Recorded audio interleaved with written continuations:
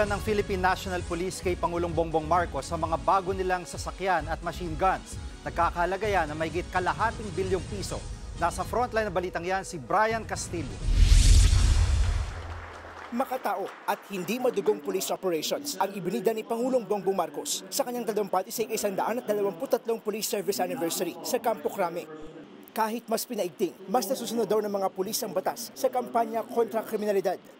Our crackdown on illegal drugs, smuggling, illegal gambling, private armed groups, human trafficking, and criminality has also strengthened significantly in the ways that are not only effective but legal and lawful.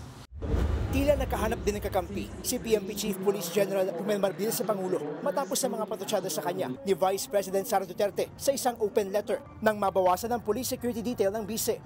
Makailang beses kasing pinuri ni PBBM ang epektibo umanong police deployment ni Marbil.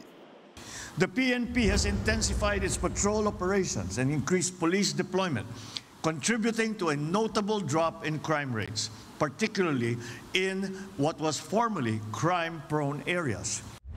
Una nang sinabi ni Marbil na inilipat niya ang security detail ng Vice Presidente para palakasin pa ang puwersa sa mga kritikal na lugar tulad ng Metro Manila.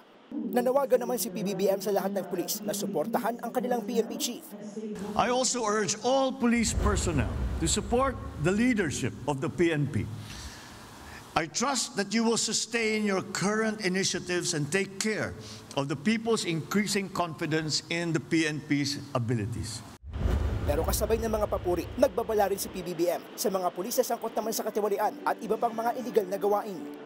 The police needs to be disciplined, transparent, and fair. Erring and corrupt police personnel will face the appropriate sanctions.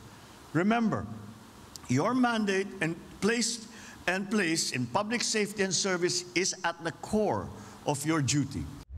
Ngayong araw din ipresenta ng PNP sa Pangulo ang kanilang mga bagong kagamitang nagkakahalaga ng mahigit kalahating bilyong piso. Kabilang ang 20 units ng 4x4 personal carrier, halos 300 light motorcycles, 193 units ng light transport vehicle, 75 patrol jeep at 155 na 5.56mm light machine gun. Ayon sa PNP, malaking bagay ang mga bagong equipment na ito para mapalakas ang kakayahan ng pulisya na tumugon sa iba't ibang hamong pansiguridad. Nagbabalita mula sa Frontline, Brian Castillo, News 5.